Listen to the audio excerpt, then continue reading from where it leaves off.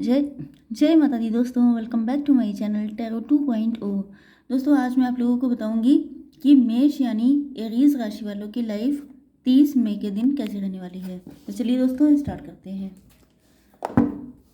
Universe, please मुझे बताइए कि शुड आई टेक इट और नॉट।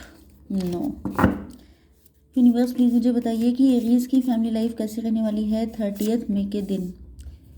एरीज की love life and marital life कैसी रहने वाली है 30 मई के दिन।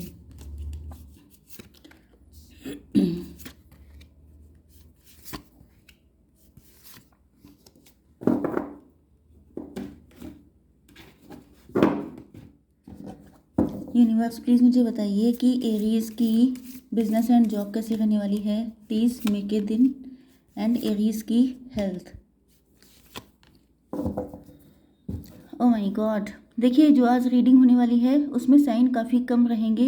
इसका रीज़न ये है कि मैं टैरो काफ़ी कम यूज़ कर रही हूँ, लेकिन रीडिंग कलेक्टिव है, इस वजह से आपको डाउटफुल होने की ज़रूरत नहीं है।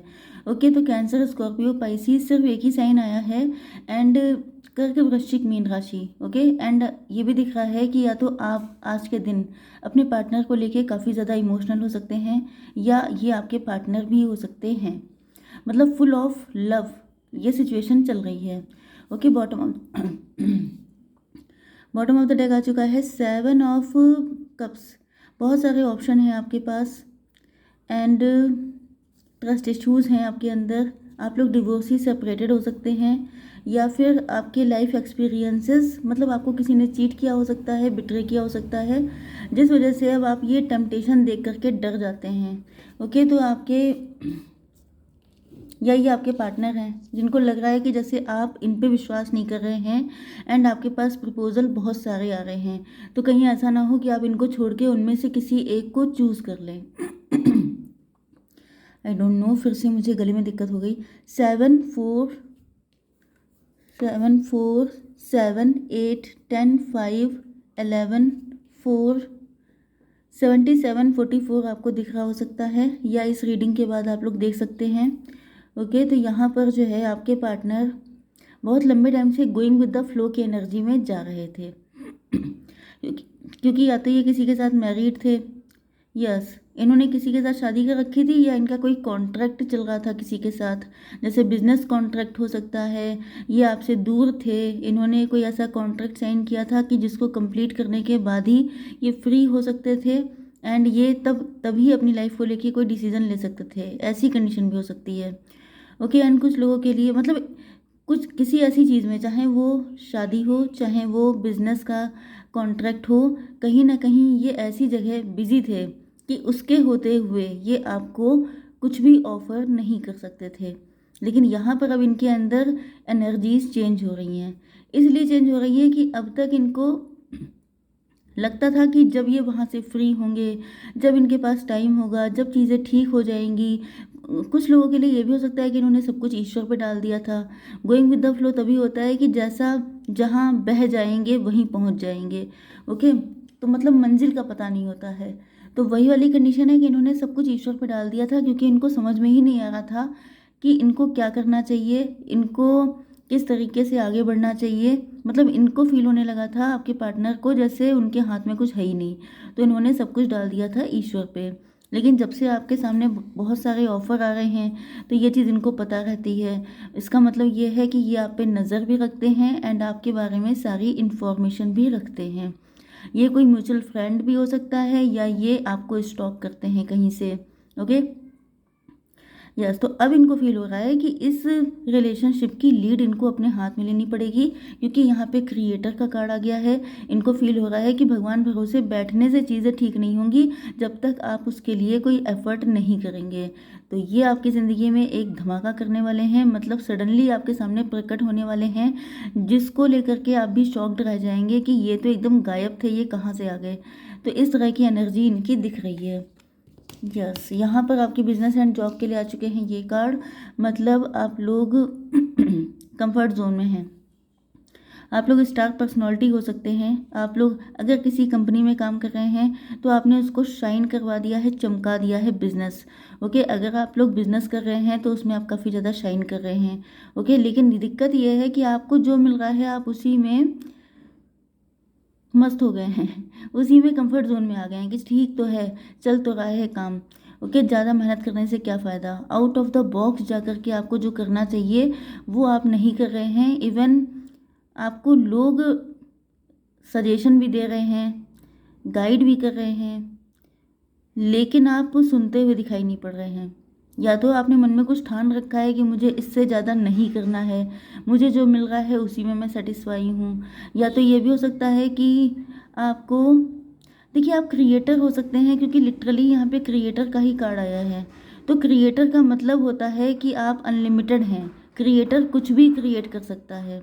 ओके, हो सकता है कि आप किसी एक पर्टिकुलर फील्ड में स्पेशलिस्ट हों, लेकिन आपके अंदर वो पावर है कि आप और भी सारी चीज़ों को ट्राई कर सकते हैं। तो यहाँ पर आपको खुद को एक्सपेंड करने की ज़रूरत है। ओके, ये आपको ईश्वर की तरफ से गाइडेंस है।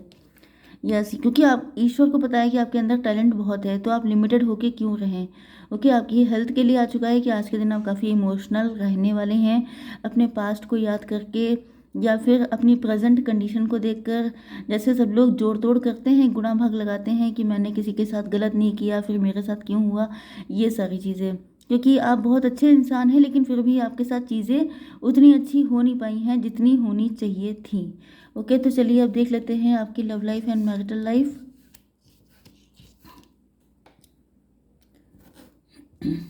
Yes, awareness.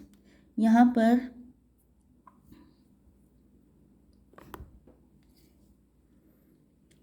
आपके पार्टनर जो हैं वो, मैंने आपको पहले ही बता दिया कि ये जग चुके हैं। अब इनकी अवेकनिंग हो चुकी है। अब इनको फील हो रहा है कि बैठे रहने से कुछ होने वाला नहीं है, तो ये उसी के आगे का प्रोसेस है। यस, ये अपनी सच्चाई दुनिया के सामने लेके आएंगे। ये खुद से एक एक आवरण से बाहर निकल रहे हैं। मतलब इन्होंने एक शेल चढ़ा रखा था अपने ऊपर। वो शेल किसी भी चीज़ का हो सकता है। मतलब इनके अंदर बहुत सारी नेगेटिविटी थी, इनका कोई पास्ट का ट्रॉमा था, इनकी एक मेंटालिटी थी, कोई बिलीफ सिस्टम था। जैसे कि अगर ये किसी के साथ मैरिड थे या ये किसी कॉन्ट्रैक्ट में थे, तो इनको लगता था कि उसमें रहते हुए ये कुछ कर नहीं सकते हैं, तो ये उससे बाहर आएंगे। कुल मिलाकर ये कि अब ये अपने, मतलब देखिए यहाँ पे पहले इंसान खुद पे काम करता है, फिर उसके आसपास की चीज़ें चेंज होती हैं। ओके, तो सबसे पहले शुरुआत खुद से करनी पड़ती है। तो यहाँ पर आपके पार्टनर जो हैं, इनकी अवेकनिंग चल रही है। अवेकनिंग चल रही है तो ये समझ पाएंगे कि ये एग्जैक्टली चाहते क्या हैं। क्योंकि अगर ये किसी कॉन्ट्रैक्ट में है, किसी मैरिज में है, किसी से इन्होंने कोई कमिटमेंट दे दिया था, प्रॉमिस कर लिया था कि वो आपके बारे में नहीं सोचेंगे या आपके लिए कोई स्टेप नहीं लेंगे, या इनका ये खुद से प्रॉमिस था, तो अब इनको रियलाइज़ होगा कि इनफैक्ट इनकी सोल आपसे कनेक्ट है। ये आपसे कभी अलग हुए ही नहीं। क्योंकि आप साइन, जैसे आप किसी को डिवोर्स दे रहे हैं तो आप पेपर पे साइन करते हैं। ओके, एंड आप कहते हैं अलग हो गए, लेकिन क्या ये वाकई में अलग होना होता है? अलग इंसान तभी होता है जब वो उसको अपने दिलो दिमाग से निकाल देता है।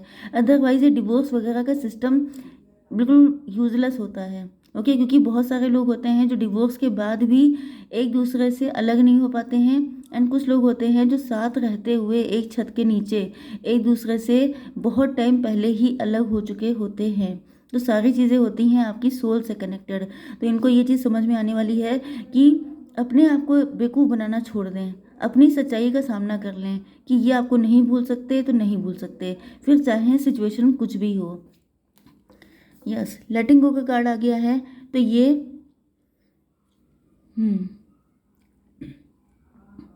इनके मन में कोई नेगेटिविटी थी, इनके मन में कोई डर था, वही सारी चीज़ें हैं। बिलीफ सिस्टम इनका हो सकता है, मेंटालिटी हो सकती है। तो अब ये उन सारी चीज़ों को लेट गो कर रहे हैं, क्योंकि इनको रियलाइज़ हो चुका है कि ये आप ही के लिए लॉयल हैं। भले ही ये किसी थर्ड पार्टी में हों, लेकिन मेन चीज़ ये है कि लव आपसे किया है। तो ये बात ये खुद से इंसान झूठ नहीं बोल सकता, क्योंकि उसका दिल उसको हमेशा बताता रहता है कि आपका फोकस किधर होना चाहिए, आप किसके बारे में दिन भर सोचते हैं। ओके, कितने साल तक, कितना भी टाइम हो गया हो, लेकिन ये आपको ना भूल पाए हैं ना भूल पाएंगे। यस, थर्ड पार्टी अगर कोई भी है, कोई भी पर्सन है, या इनके लिए शादी के प्रपोजल भी आ रहे हैं, जैसे इन्होंने अपने पेरेंट्स के साथ कमिटमेंट किया था कि वो आपके साथ कनेक्शन नहीं रखेंगे, लेकिन इनके लिए शादी के प्रपोजल आ रहे हैं तो इनको कोई अच्छा ही नहीं लग रहा है। क्यों? क्योंकि सब में ये आपको ढूंढ रहे हैं। इसी वजह से इनको लग रहा है कि जब इस कदर कनेक्शन स्ट्रांग हो चुका है तो फिर ये सब करने से कोई फ़ायदा नहीं है। अगर कोई थर्ड पार्टी है, थर्ड पार्टी भी कोशिश कर रही है इनको अट्रैक्ट करने की, इनको खुश रखने की, लेकिन खुशी इंसान की जिसमें है उसी में तो मिलेगी। अगर किसी को स्वीट पसंद है एंड आप उसको दूसरे टेस्ट ऑफर कर रहे हैं तो उसे वो टेस्ट नहीं पसंद है। किसी को कोई ब्रांड पसंद है, आप उसके अलग से उसको कुछ भी प्रोवाइड कर दें, उसको नहीं पसंद आएगा। तो वही चीज़ होती है कि आपकी आपकी पसंद क्या है। ओके, इन्होंने अपने आप को बहुत ज़्यादा बांध के रखा था, या तो किसी ने इनको इतना फोर्स किया था या ये इनका खुद का हो सकता है कि मुझे नहीं करना है, मुझे नहीं सोचना है, मुझे नहीं देखना है। मतलब अपने आप को बहुत कंट्रोल करने की कोशिश की इन्होंने, लेकिन दिल है कि मानता नहीं। लिटरली वही फीलिंग आ रही है क्योंकि यहाँ पे स्टार का कार्ड है। इनका दिल आप ही को लेकर के होपफुल रहता है। इनके दिल में एक होप, एक उम्मीद सी जलती रहती है कि आप इनके हैं, ये आपके हैं, ये यूनियन होकर रहेगा। ओके, तो अब इनको लग रहा है कि मतलब इनको रियलिटी समझ में आ रही है कि आपकी शादी चाहे किसी से हो सकती है, आप कमिटमेंट किसी को भी दे सकते हैं, आप ऊपरी तौर पे किसी मतलब अपने ऊपर बहुत सारे कंट्रोल बिठा सकते हैं, लेकिन आप अपने मन को कंट्रोल नहीं कर सकते हैं क्योंकि ये हर वक्त पास्ट में चिपके रहते हैं। क्लिंगिंग टू द पास्ट, मतलब हर वक्त पास्ट में जब आप इनके साथ थे, आपके साथ क्या हुआ था क्या नहीं, वो चीज़ें इनको हमेशा रिपीट होती रहती हैं। जैसे वही कोई किस्सा प्रेजेंट में हुआ तो ये याद करते हैं, हाँ उसके साथ भी ऐसे ही हुआ था, हाँ तब भी मैंने यही किया था। तो ये सारी चीज़ें इतनी ज़्यादा हैं कि ये लगता है कि ये रोज़ जीते हैं उन सारी चीज़ों को। एंड इसी वजह से अब इनके अंदर ब्रेक थ्रू आने वाला है। ये पहचान जाएंगे खुद को एंड ये फिर सारी सिचुएशन से निकल आएंगे, क्योंकि इनको लग रहा है कि अगर आप इनको छोड़ के चले गए तो ये इनके लिए सर्वाइव करना मुश्किल हो जाएगा। बट इनको पता है कि अब तक आपके अंदर ट्रस्ट इश्यूज आ चुके हैं क्योंकि इन्होंने बहुत टाइम ले लिया है एंड कोई गारंटी नहीं कि आप इनको नो बोल दें, जिस वजह से ये ईश्वर से मन्नतें मांग रहे हैं कि इनका लव ट्रू है, अनकंडीशनल है, तो वो इनको मिल ही जाए। ओके, तो 12-12 मैंने देखा है, तो आप लोग इसी से रीडिंग को क्लेम कर सकते हैं। ओके, तो जय माता दी।